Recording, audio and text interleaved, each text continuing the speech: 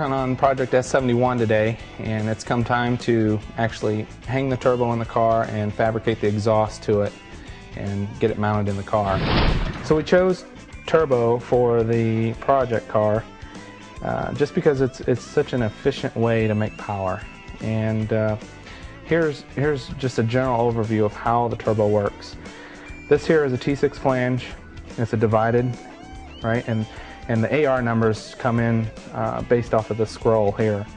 And what happens is the exhaust gases from the headers and the crossover tube come in here and spin the wheel inside. And after it gets spun by the exhaust, this is where the exhaust comes out. So once it's spun, this side, it's a 1-to-1 ratio, and then that impeller on the other side spins this one. And once it's spinning, it pulls in air, compresses it, and then we'll go back into the engine. So it's very efficient on how it works. There's no parasitic drag there, and it's just using the exhaust gases to spin it. Here's the factory exhaust manifold. This is going to work out to our advantage because the other side actually has a crossover tube that connects here. And then when this is on the car, we're just going to flip this around with a 2.5 inch, and we'll run the 2.5 inch into the T6 flange, which will be here at the bottom of the turbo. We're going to run a 75 millimeter. It's a Bullseye turbo. Actually, it's a Borg-Warner turbo. It's modified by Bullseye. Bullseye is up in Michigan. They actually make the race cover. They cast their own aluminum in-house, and exhaust housing flange or turbine housing flange. We're going to go ahead and solid mount the turbo to the front frame. The reason we're going to do that is the turbo weighs 40 pounds, so it's very heavy to be hanging off just the exhaust that we're going to run to it. And once it heat cycles, you know, it could move, or you'll have pipes cracking because you didn't solid mount it to something. So the solid mount, and we're gonna mount it kind of high in the car, as high as we can for clearance purposes. And the reason that you want to do that is when you feed oil from the motor to the turbo, when you return it, you want to make sure that you have a good gravity feed, because if you don't, then you have to, you know, buy an electric oil pump or something like that, which, you know, complicates and more fabrication and just clutters up the engine compartment. So a high mount will help in the gravity return. And where we're going to return the oil is actually a really nice place on the factory block. This is where the push rod hole goes for the fuel pump, and so we can just return oil there. And then we'll pull oil from a pressurized port somewhere on the engine. And what we'll feed with is dash 4. The importance there is if you feed with dash 6, you'll put too much oil in the turbo, it'll blow past the seals, and then you'll have a smoking car.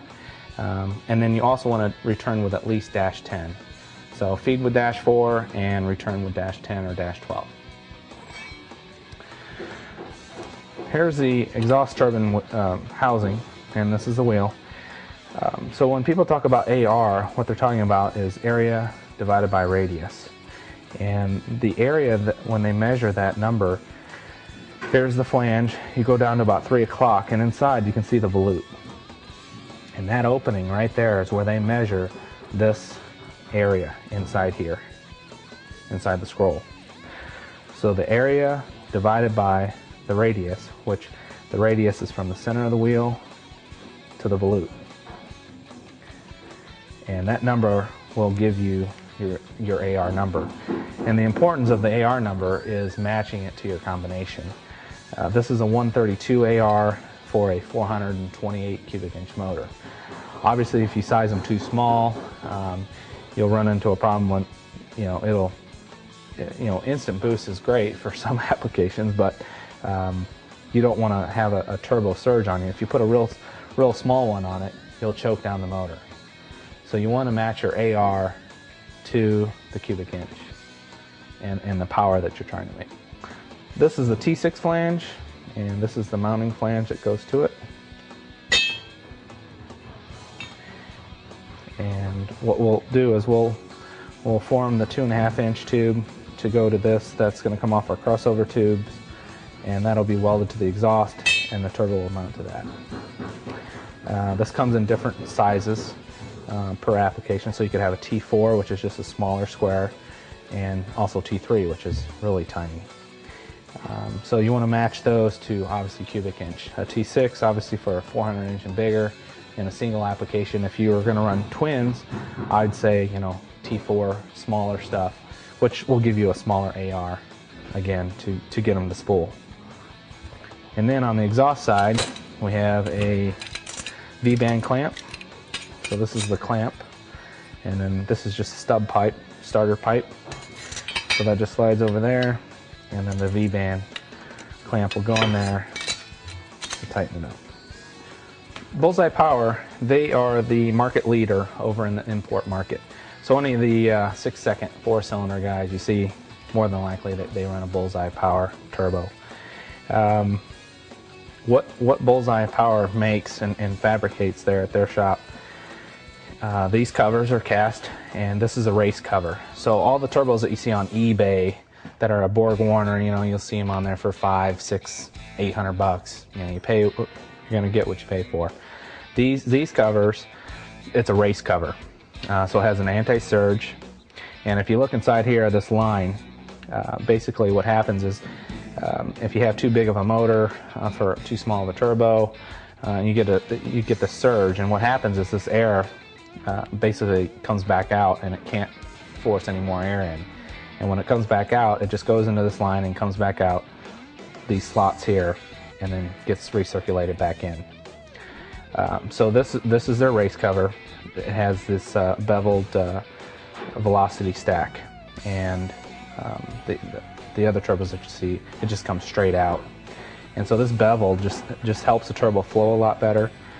So it's every bit of 40 to 70 horsepower on the 75 millimeter. The reason the millimeter for millimeter, why these turbos make more power than a Garrett or any other turbo on the market, is the extended tip wheel.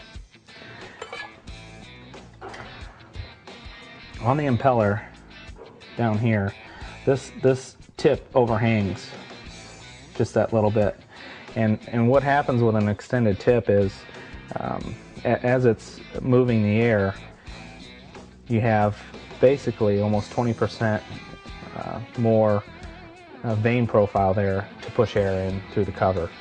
And the wheel is also about 20% taller than a Garrett wheel or any other wheel on the market. So that's why, millimeter for millimeter, these turbos will make more power. I think a 75 millimeter, definitely in any kind of class where it's limited to a 76 millimeter inlet size, this turbo is going to make more power, even though it's a smaller turbo. Here's a T6 flange. We're going to make a bracket that will bolt to the frame, and then the turbo will bolt to that.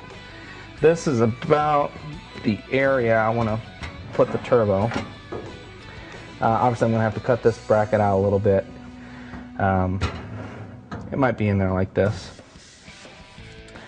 The important thing is make sure you have all your accessories so you don't have to refabricate all that stuff. You want to do as little refabbing as possible, so put as much stuff in as you can. The radiator, we can make a different radiator to fit. There's plenty of room. These turbos come in a number of different sizes, from 47 millimeter up to 125 millimeter. So you could do twin application or single application, T3, T4, T6 flanges. And the other nice thing is they're all made in the USA, which is a great thing right now. And then this turbo specifically we got from outlawturbomotorsports.com.